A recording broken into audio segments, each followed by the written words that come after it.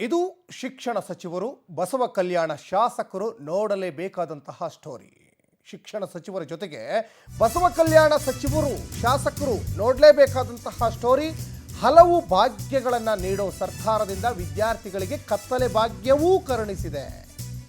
ಬರೋಬ್ಬರಿ 2 ದಶಕಗಳಿಂದ ವಿದ್ಯುತ್ ಸಂಪರ್ಕವನ್ನೇ ಸರ್ಕಾರಿ ಶಾಲೆ ಕಂಡಿಲ್ಲ.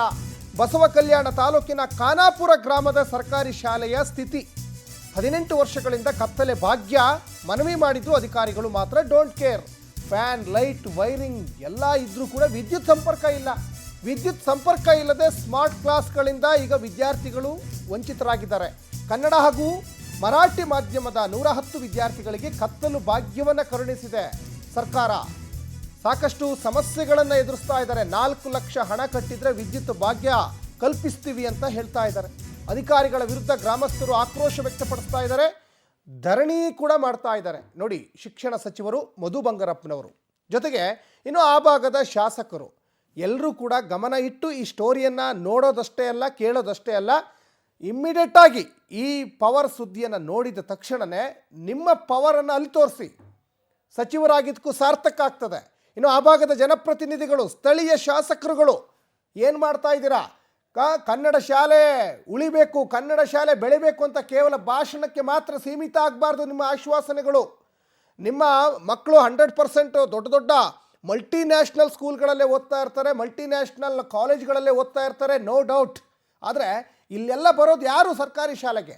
ಕೂಲಿ ಕಾರ್ಮಿಕರು ಮಕ್ಕಳು ಬರ್ತಾರೆ, ಆಟೋ ಓಡಿಸೋರು ಮಕ್ಕಳು ಬರ್ತಾರೆ, ಹೂ ವ್ಯಾಪಾರ ಮಾಡೋರು ಮಕ್ಕಳು ಬರ್ತಾರೆ, ಗಾರೆ ಕೆಲಸ ಮಾಡೋರು ಮಕ್ಕಳು ಬರ್ತಾರೆ. ಯಾಕೆ? ಅವ್ರ ಮಕ್ಕಳು ಓದಬಾರ್ದ? ಅವ್ರ ಮಕ್ಕಳು ಓದಲಿಕ್ಕೆ ವಿದ್ಯುತ್ ಬೇಡವಾ? ಸ್ಮಾರ್ಟ್ ಕ್ಲಾಸ್ ಅವರು ತಗೊಳ್ಬಾರ್ದ? ಹಾಗಾದರೆ ದಯಮಾಡಿ ನಿಮ್ಮ ಭಾಷಣಗಳು ಕೇವಲ ಒಂದು ವೇದಿಕೆಗೆ ಮಾತ್ರ ಸೀಮಿತ ಆಗಬಾರ್ದು, ಅದು ಕಾರ್ಯ ರೂಪಕ್ಕೂ ಕೂಡ ಬರಬೇಕಲ್ವಾ? ಬಸವ ಕಲ್ಯಾಣ ಭಾಗದ ಶಾಸಕರಾಗಿರ್ಬೋದು, ಆ ಭಾಗದ ಜನಪ್ರತಿನಿಧಿಗಳಾಗಿರ್ಬೋದು, ಜೊತೆಗೆ ಕ್ಷೇತ್ರ ಶಿಕ್ಷಣಾಧಿಕಾರಿಗಳು ಕೂಡ ಗಮನ ಇಟ್ಟು ನೋಡಬೇಕು ಈ ಸ್ಟೋರಿನ. 2 ದಶಕದಿಂದ ವಿದ್ಯುತ್ ಇಲ್ಲ ಅಂದರೆ ಏನು ಹೇಳಬೇಕು ಇದಕ್ಕೆ?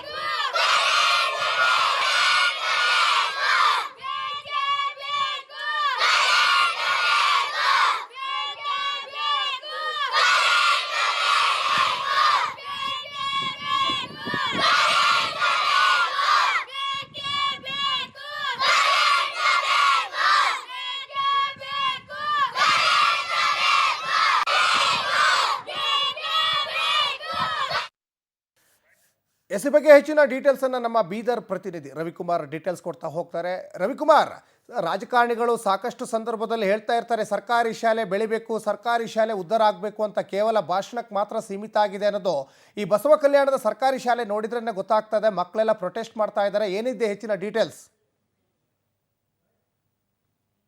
ಕಲ್ಯಾಣ ತಾಲೂಕಿನ ಆ ಸರ್ಕಾರಿ ಶಾಲೆಯ ಸ್ಥಿತಿ ಹೇಗಿದೆ ಅಂತಂದ್ರೆ, ಪ್ರತಿದಿನ ಮಕ್ಕಳು ಕತ್ತಲಲ್ಲೇ ಕೂತ್ಕೊಂಡು ಪಾಠ ಮಾಡ್ಬೇಕಾಗುತ್ತೆ. ಒಂದು ಕಡೆ ಬೀದರ್ ಜಿಲ್ಲೆಯಲ್ಲಿ ಅತಿ ಹೆಚ್ಚು ಬಿಸಿಲಾದ್ರೂ ಕೂಡ ಆ ಮಕ್ಕಳಿಗೆ ಫ್ಯಾನಿನ ವ್ಯವಸ್ಥೆ ಆಗಿರ್ಬೋದು, ಮತ್ತಂದ್ರೆ ಕರೆಂಟಿನ ವ್ಯವಸ್ಥೆ ಆಗಿರೋದು 18 ವರ್ಷಗಳಿಂದ ಇಲ್ಲಿವರೆಗೂ ಯಾವುದೇ ಕಾರಣಕ್ಕೂ ಆಗಿಲ್ಲ. ಹಾಗಾಗಿ ಪ್ರತಿ ಸಲ ಆ ಸ್ಕೂಲಿನ ಮಕ್ಕಳು ಆಗಿರ್ಬೋದು, ಪ್ರಿನ್ಸಿಪಲ್ ಆಗಿರ್ಬೋದು, ಸಾಕಷ್ಟು ಬಾರಿ MLA ಅವರಿಗೂ ರಿಕ್ವೆಸ್ಟ್ ಮಾಡಿದ್ರು, ಸಂಬಂಧಪಟ್ಟ ಅಧಿಕಾರಿ ರಿಕ್ವೆಸ್ಟ್ ಮಾಡಿದ್ರು, ಶಿಕ್ಷಣ ಸಚಿವರಿಗೂ ಕೂಡ ಲೆಟರ್ ಬರೆದ್ರು, ಜಸ್ಕಾಂ ಅಧಿಕಾರಿ ಕೂಡ ಲೆಟರ್ ಬರೆದ್ರು. ಆದ್ರೂ ಕೂಡ ಆ ಶಾಲೆಗೆ ಕರೆಂಟ್ ಭಾಗ್ಯ ಸಿಕ್ಕಿಲ್ಲ.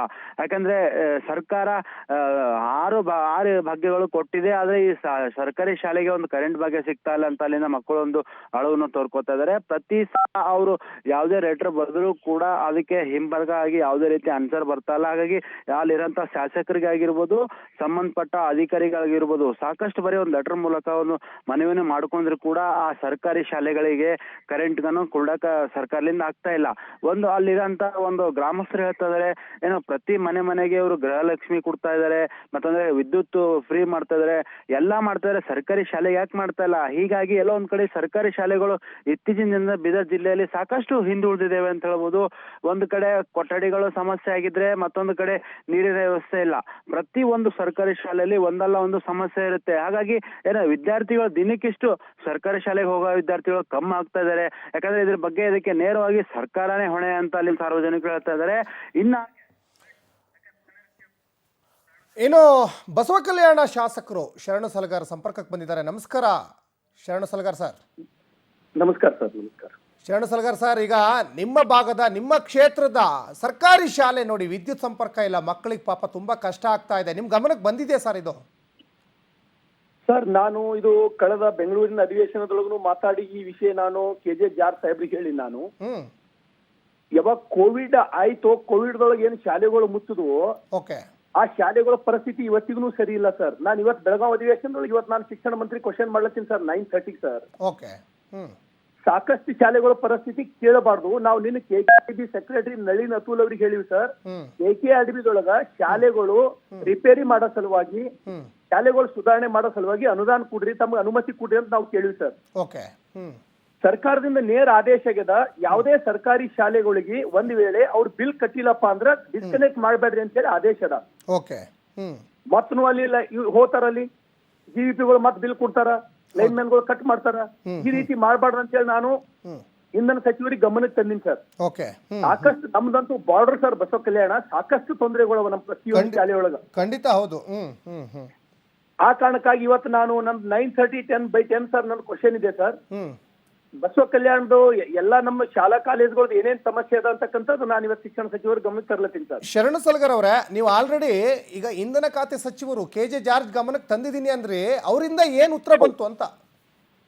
ಅವ್ರು ಆದೇಶ ಮಾಡಿದ್ರು ಸರ್, ಎಲ್ಲಿ ಆ ರೀತಿ ಮಾಡಬಾರ್ದು ಅಂತ ಹೇಳಿ ಆದೇಶ ಮಾಡ್ಯಾರ ಸರ್. ಇವತ್ತಿಗೂ ಕೂಡ ಅದು ಸರಿ ಆಗಕ್ಕೆ ತಯಾರಿಲ್ಲ ಸರ್. ಈಗ ಆದೇಶಗಳಾಗಿ ಉಳಿದಿದೆ ಸರ್. ನೋಡಿ, ಆದೇಶಗಳು ಬರೀ ಅದು ಆದೇಶಗಳಾಗಿ ಉಳಿಬಾರ್ದು, ಅದು ಕಾರ್ಯಪ್ರವೃತ್ತ ಆಗ್ಬೇಕಲ್ವಾ? ನೋಡಿ, 2 ದಶಕಗಳಿಂದ ವಿದ್ಯುತ್ ಇಲ್ಲ ಪಾಪ ಮಕ್ಕಳಿಗೆ. ಆಮೇಲೆ ನೋಡಿ, ನಿಮ್ಮ ಉತ್ತರ ಕರ್ನಾಟಕ ಭಾಗದ ಶಾಲಾ ಕಾಲೇಜಿನ ರಿಸಲ್ಟ್ ನೋಡಿದ್ರೆ, ನಿಮಗೆ SSLC ರಿಸಲ್ಟ್, PUC ರಿಸಲ್ಟ್ ಅನ್ನು ಗಮನಿಸಿದ್ರೆ ಕೊನೆ ಸ್ಥಾನದಲ್ಲಿದೆ. ನಿಮ್ ಗಮನಕ್ಕೂ ಬಂದಿರ್ತದೆ. ಯಾಕೆ ಅಂದ್ರೆ ಈ ರೀತಿಯಾದಂತಹ ನ್ಯೂನ್ಯತೆಗಳಿಂದ ಇದನ್ನ ಸರಿಪಡಿಸಬೇಕಾಗಿದ್ದು ನಿಮ್ಮ ನೇತೃತ್ವದ ಅಲ್ವಾ ಸರ್? ಹೌದು ಹೌದು ಹೌದು ಸರ್, 100%. ಹಾಗಾಗಿ ದಯಮಾಡಿ ಮಕ್ಕಳಿಗೆ ಅನುಕೂಲ ಸರ್. ನಮ್ಮ ಶಾಲಾ ಕಾಲೇಜುಗಳು ಪರಿಸ್ಥಿತಿ, ನಮ್ಮ ರಿಸಲ್ಟ್ ನೋಡಿದ್ರೆ ಅದೊಂದು ಭಯಾನಕ ಸರ್. ಅದು ಎಸ್, ಭಯಾನಕ, ಗಾಬರಿ ಆಗ್ತಕ್ಕಂಥದ್ದು, ಗಾಬರಿ ಆಗ್ತದೆ ಸರ್ ನಿಜವಾಗ್ನು.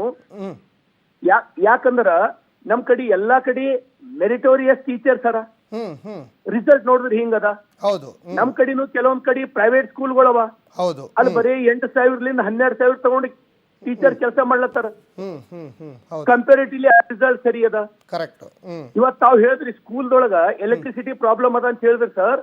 ಅದ್ರ ಜೊತೆಗೆ ಈಗ ಎಷ್ಟೋ ಕಡೆ ರೈತರು ಒಂದ್ ಸ್ವಲ್ಪ ಮಾಗಿ ಏನಾದ್ರೆ ಜೇವಿ ಬಿತ್ಕೋಬೇಕು, ಅದು ಬಿತ್ಕೋಬೇಕಂದ್ರ TCಗಳು ಸುಟ್ಟು ಹೋಗ್ಯಾವ ಸರ್. TCಗಳು ಬರೀ ಆಯಿಲ್ ಇರ್ಲಾರ ಬಟ್ಟಿ TC ಸಿಗ್ಲತ್ತಿಲ್ಲ ರೈತರಿಗೆ, ಬರೀ ಆಯಿಲ್ ಇರ್ಲಾರ್ದ ಕಾರಣಕ್ಕೆ TC ಸಿಗ್ಲತ್ತಿಲ್ಲ. ಕರೆಕ್ಟ್. ಒಂದಲ್ಲ ನೂರಲ್ಲ ಸರ್, ಸಾವಿರ ಸಮಸ್ಯೆಗಳು. ನಮಗೆ ಮಾತಾಡಕ್ ಅವಕಾಶ ಸಿಗ್ತಾ ಇಲ್ಲ. ಉತ್ತರ ಕರ್ನಾಟಕದ, ಕಲ್ಯಾಣ ಕರ್ನಾಟಕದ, ನಮ್ ಭಾಗದ ಸರ್. ಸ್ಪೆಷಲಿ ಈ ಸ್ಕೂಲ್ಗಳು ಏನ್ ತಾವು ಇದು ಮಾಡ್ಲತ್ತೀರಿ, ತಮಗ್ ದಯಮಾಡಿ ಅಲ್ಲಿಂದ ನಾನು ಶಾಸಕನಾಗಿ ತಾವು ಈ ಸರ್ಕಾರಕ್ಕೆ ತಾವು ಕಣ್ ತಿಳಿಸ್ಲತ್ತೀರಿ, ಧನ್ಯವಾದಗಳು ಸರ್. ನಾನು ಕೂಡ ಇವತ್ತ ನಾನು ಶಿಕ್ಷಣ ಸಚಿವರಿಗೂ ಮಾತಾಡ್ತೀನಿ ಸರ್, KJ ಜಾರ್ಜ್ ಸಾಹೇಬ್ರಿಗೂ ಮಾತಾಡ್ತೀನಿ ಸರ್. ಯಾಕಂದ್ರೆ ನೋಡಿ, ಒಂದ್ ಕಡೆ ಈಗ ನಿಮ್ಮ ಭಾಗದ ಅಭಿವೃದ್ಧಿಗೋಸ್ಕರನೇ ಚಳಿಗಾಲದ ಅಧಿವೇಶನ ನಡೀತಾ ಇದೆ. ಇನ್ನು ಉಳಿದಿರೋದು 2 ದಿವಸ. ಇನ್ನಾದ್ರೂ ಕೂಡ ಗಟ್ಟಿ ಧ್ವನಿಯಲ್ಲಿ ಮಾತಾಡಿ ಸರ್. ನೀವು 100% ಮಾತಾಡ್ತೀನಿ ಸರ್, ಗಟ್ಟಿ ಧ್ವನಿಯಲ್ಲಿ ಮಾತಾಡಿ. ಆ ಭಾಗದ ಬಡ ಕಾರ್ಮಿಕರ ಮಕ್ಕಳ ಒಂದು ಅಭಿವೃದ್ಧಿಗೆ ತಮ್ಮ ಒಂದು ಸಹಕಾರ ಇರ್ಲಿ ಅನ್ನೋದೇ ಪವರ್ ಟಿವಿಯ ಆಶಯ ಸರ್. Sir correct sir. ನಮ್ ಕಲ್ಯಾಣ ಕರ್ನಾಟಕ ನಮ್ ಭಾಗ ಏನಾಗತ್ತ, ಈ ಗುಳೆ ಏನ್ ಹೋತಾರಲ್ಲ ಸರ್, ಹೈದರಾಬಾದ್, ಮುಂಬೈ, ಪೂನಾ ಏನ್ ಸರ್, ಆ ಗುಳೆ ಹೋಲಕ್ಕೆ ನಾವು ತಯಾರು ಮಾಡೋದು ನಮ್ಮ ಫ್ಯಾಕ್ಟ್ರಿ ಆದಂಗೆ ನಮ್ಮ ಲ್ಯಾಂಡ್ ಸರ್. ಓಕೆ ಸರ್, ನಾವು ಭರವಸೆ ಇಟ್ಕೊಂಡಿದ್ದೀವಿ ಆ ಭಾಗದ ಮಕ್ಕಳಿಗೆ ನಿಮ್ಮಿಂದ 100% ಈ ಸಮಸ್ಯೆ ಪರಿಹಾರ ಆಗುತ್ತೆ ಅನ್ನೋದು. Thank you sir. ಶತಪ್ರಯತ್ನ ಮಾಡ್ತೀನಿ ಸರ್. ಥ್ಯಾಂಕ್ ಯು ಶರಣು ಸಲಗಾರ್ ಅವರೇ, ಇಷ್ಟೊತ್ತು ಪವರ್ ಟಿವಿ ಜೊತೆ ಮಾತಾಡಿದ್ರಿ.